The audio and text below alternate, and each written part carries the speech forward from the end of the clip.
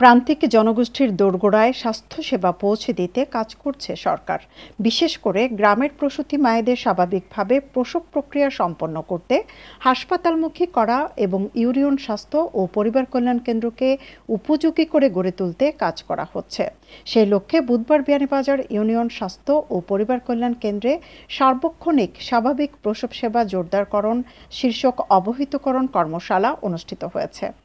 উপজেলা প্রশাসন ও উপজেলা পরিবার পরিকল্পনা কার্যালয়ের আয়োজনে সকাল 11টায় উপজেলা অডিটোরিয়াম হলরুমে আয়োজিত কর্মশালায় প্রধান অতিথি ছিলেন শিক্ষা মন্ত্রণালয়ের সংসদীয় বিষয়ক স্থায়ী কমিটির সভাপতি সাবেক শিক্ষামন্ত্রী নুরুল ইসলাম নাহিদ এমপি।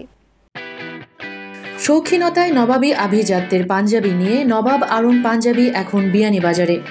এখানে পাবেন শিশু, কিশোর ও সব বয়সী পুরুষদের জন্য বাহারি ডিজাইনের পাঞ্জাবি। নবাব আরং পাঞ্জাবি একক পাঞ্জাবির নির্ভরযোগ্য প্রতিষ্ঠান। জামান প্লাজা, 2য় তলা, বিয়ানীবাজার। উপজেলা নির্বাহী কর্মকর্তা আয়েশা আক্তারের সভাপতিত্বে এবং উপজেলা পরিবার পরিকল্পনা কর্মকর্তা আবুল মনসুর আসজাদের সঞ্চালনায় বিশেষ অতিথি ছিলেন পরিবার পরিকল্পনা সিলেট বিভাগের বিভাগীয় পরিচালক মাজহারুল হক চৌধুরী, উপপরিচালক তপন ঘোষ, রিজিওনাল কনসালটেন্ট আব্দুল মান্নান, উপজেলা স্বাস্থ্য ও পরিবার পরিকল্পনা কর্মকর্তা ডাক্তার মনিরুল হক খান, বিয়ানীবাজার থানার ভারপ্রাপ্ত কর্মকর্তা দেবদুলাল ধর, উপজেলার 10 ইউনিয়নের চেয়ারম্যান সহ উপজেলা প্রশাসনের পদস্থ কর্মকর্তা সহ আরও অনেকে।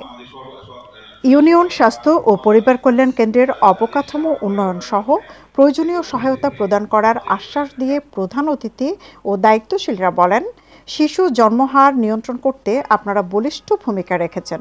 এবার মায়েদের স্বাভাবিক প্রসব প্রক্রিয়া সম্পন্ন করতেও ভূমিকা রাখবেন।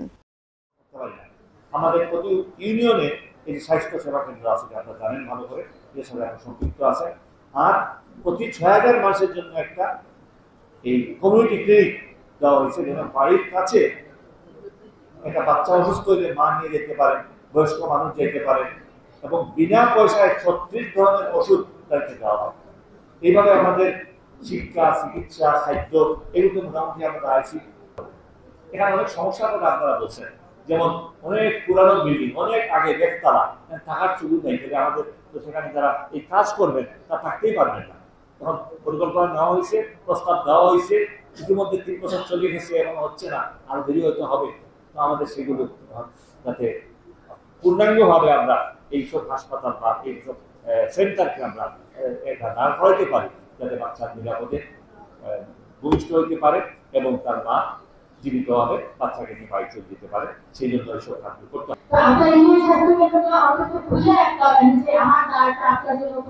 রাষ্ট্রের একটা প্রতিষ্ঠান, আমরা আপনাদের প্রতীক্ষায় বসে আছি, আমাদের কাছে আসেন।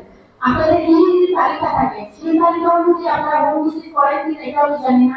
আমাদের একসময় আমাদের দেশের জনসংখ্যার হার কত ছিল? 2.5% ছিল জনসংখ্যা বৃদ্ধি হার। এখন সেটা কমে এসে 1.20-এ চলে আসছে, 3.0-তে। এটা কেন আসছে? আপনাদের জন্যই।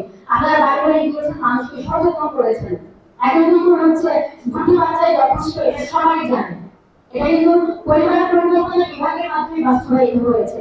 এখন তো প্রাতিষ্ঠানিক ভাবে প্রতি সন্তান জন্মদান নিশ্চিত করতে হবে। আমার মনে হয় যে আপনাদের সদিচ্ছা থাকলে অবশ্যই সম্ভব। কারণ জনসংখ্যা বৃদ্ধি হারকে নিয়ন্ত্রণ করতে পারা গিয়েছে আপনাদের সদিচ্ছার জন্য, এটা অবশ্যই সম্ভব। প্রসূতি মায়েদের প্রসবকালীন স্বাস্থ্য সেবা ঝুঁকি এড়াতে স্বাস্থ্য বিভাগ ইউনিয়ন স্বাস্থ্য ও পরিবার কল্যাণ কেন্দ্রকে উপযোগী করার প্রক্রিয়া শুরু করেছে। সেই লক্ষ্যে এসব কেন্দ্রে দায়িত্বশীলদের নিয়ে আয়োজন করা হলো অবহিতকরণ কর্মশালার। সৈয়দা আঁখি হক, এবিটিভি।